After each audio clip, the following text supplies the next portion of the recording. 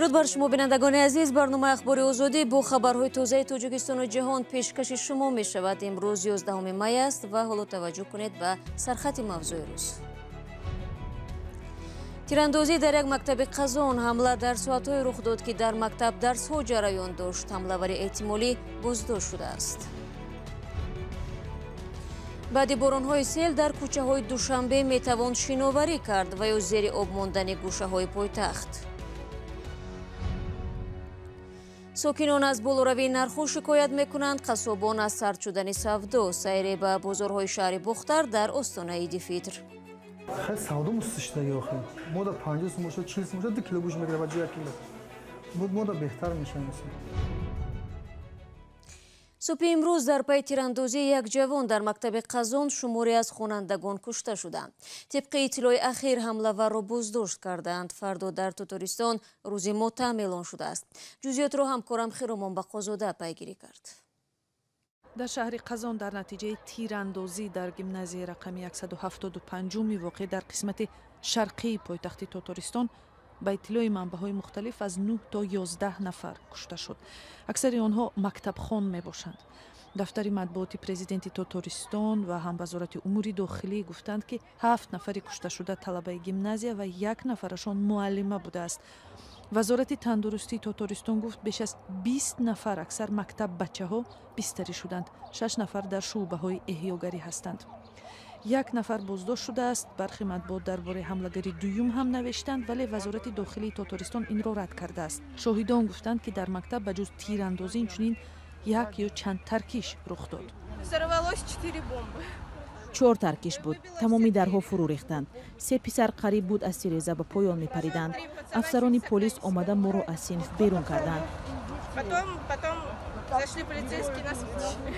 شاگردان گیمنازیا را ساختارهای حفظ قانون از تیریزه به بیرون برآوردند.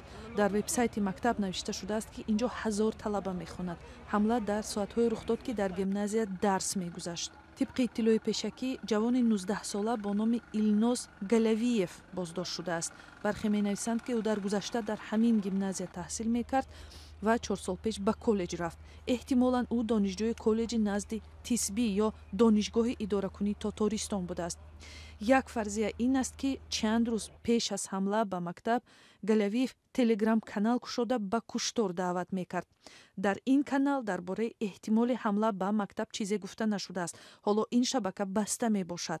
پرزیدنت تاتارستان رستم مینیخانов تصدیق کرد که حمله‌گر 19 سال داشته با نام او سلاح رسما ثبت شده وجود داشت. اطلاع پیشکی این است که این سلاح ملتق شکاری نوع هاتسون اسکورت بوده 28 اپریل به قید گرفته شده است.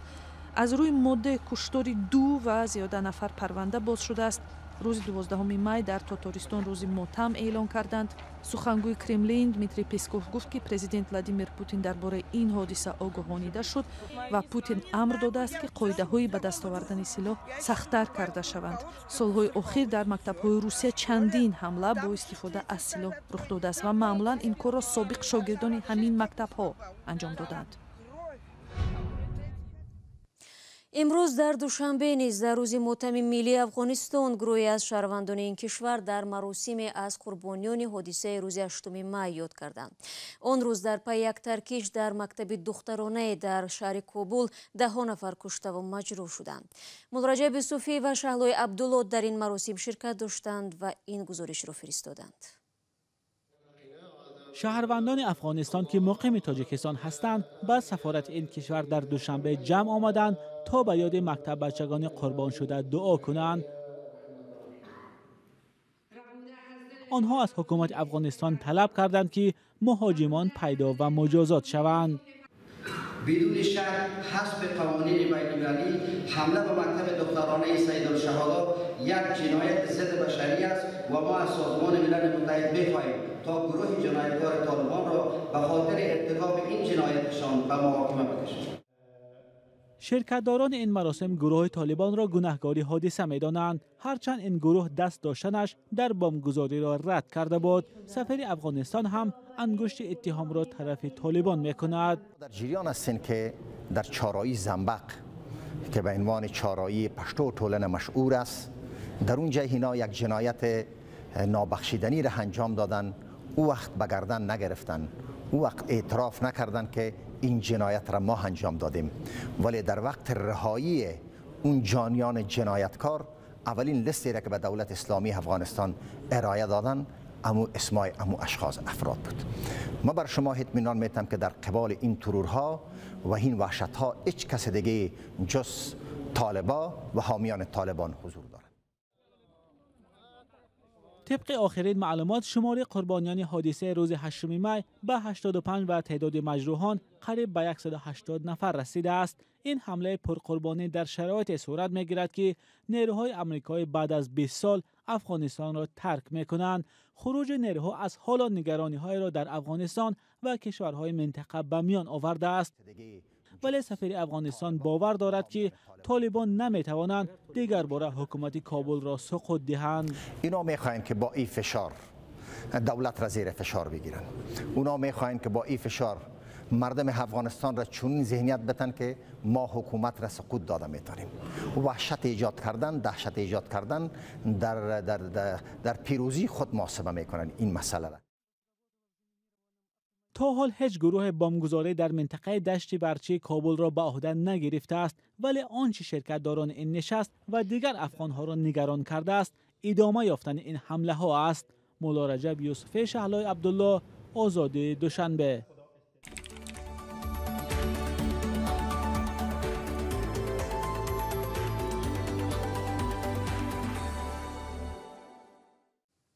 برمیگردیم به توجیکستان. امروز بر اثر بارش پرشدت بعضی از راه‌های شهر دوشنبه زیر سیلاب ماندند.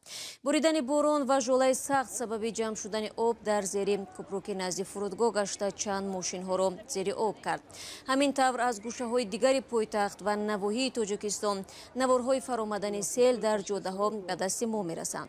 کمیته حالت‌های فوق‌العاده ضرری رسیده از این بارش را اعلان نکردند، هرچند از هفته گذشته در باره هوای نامساعد و بارانگری ها هشدار داده بودند.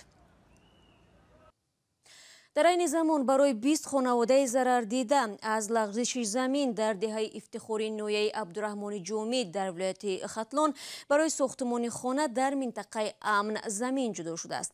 برای یوسفی از احوال این ساکنان آسیب دیده خبر گرفت. بعد گذشت 2 روز از حادثه فروروی ده‌ها گکتار زمین در ناحیه عبدالرحمن جامی تقسیم قطعه زمین برای بنیاد منزل‌های زیست به ساکنانی که خانه‌هایشان زیر زمین فرو رفت شروع شده است. تقسیم قطعه زمین در منطقه بیخوف و بر اساس قرعه‌کشی صورت گرفته است. این در حالی است که مقامات کمیته حالت‌های فوق‌العاده میگویند فروروی زمین در دهه نوآباد ناحیه عبدالرحمن جامی سست شده است، اما ادامه دارد. در جماعت دهات افتخار در نتیجه فروروی زمین با تأسف باید ذکر نمود 20 خانه‌های استقامتی شهروندان زیر زمین رفتند و برای برطرف نمودن این گونه حالت فوراً از جانب کمیته حالت‌های فوق‌العاده گروه کاری به تصویب رسیده با سرداری معاون رئیس کمیته به اینجا سفر برگشتند و باید قید نمود که محض همین تلاش‌های کارمندان کمیته حالت‌های فوق‌العاده در یک جایی با مقامات حکومت محلی و دیگر ساختارهای قدرتی که اینجا فعالیت می‌کنند امکانیت داد که در یک مدت کوتاه 167 خواجگی‌ها را به جای بی‌خوف انتقال دهند و با 3 وقت خوراک تامین نمایند. همچنین آفت طبیعی بیشتر از 100 گکتار زمین ساکنان را به کام خود فرو برده است. مقامات برای 20 خانواده‌هایی که منزل‌هایشان به کام آفت رفته است در صحن ورزشگاه مکتب شهرک از خیمه‌ها بنیاد کردند.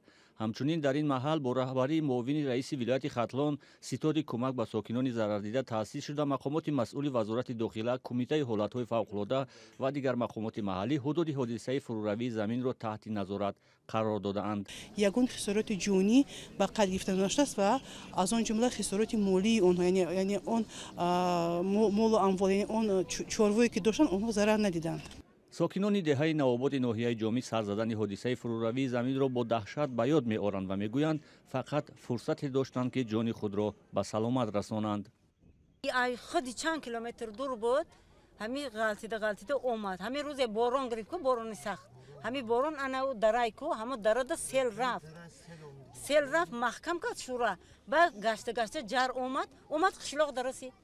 خانه تقایی شوم خانه خشتمونم خانه خودم.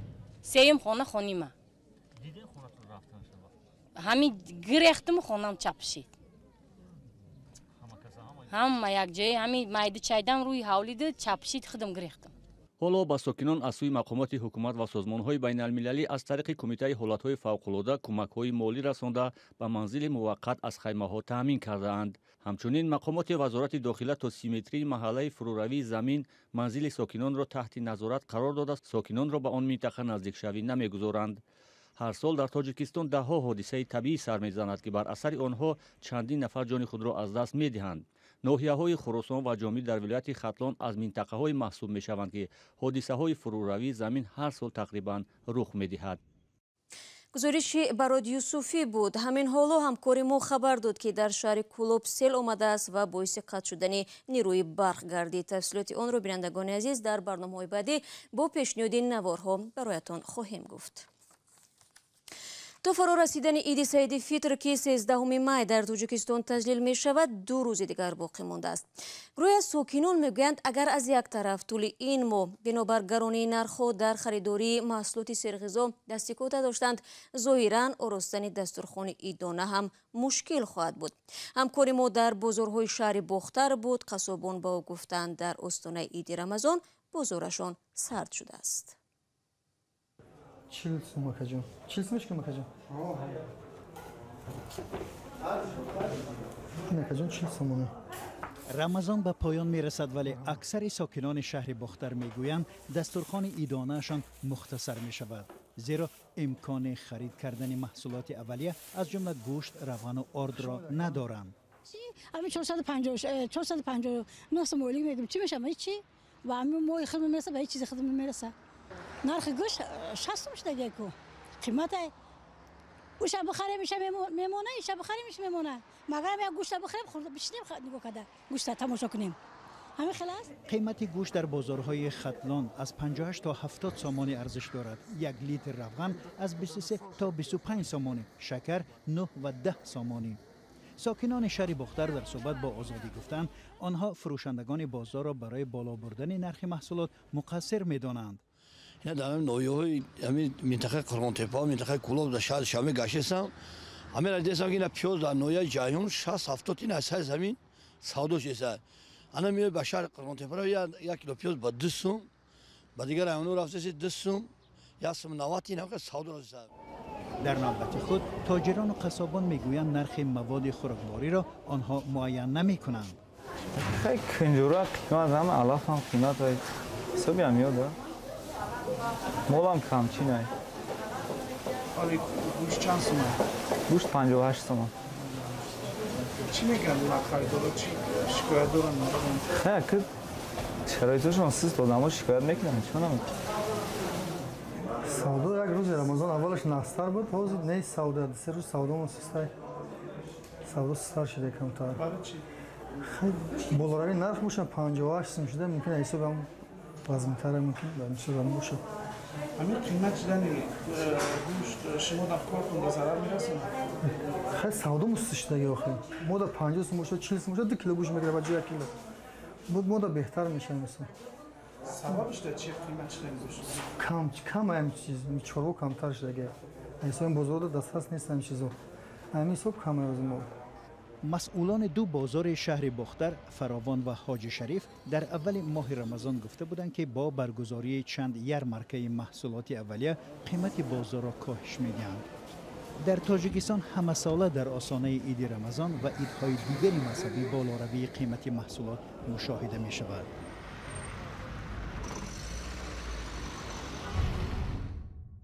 бинандагони азиз, вақти барномаи ахбори озодӣ инҷо ба поён мерасад. ташаккур ки то ин лаҳза моро тамошо кардед ва хабару гузоришҳои дигарро дар вебсайти мо бихонед. наворҳоро дар Озодӣ видео тамошо кунед. фардо мо шуморо бо хабарҳои нав мунтазир хоҳем буд. худро эҳтиёт кунед азизон ва худо нигаҳдорад.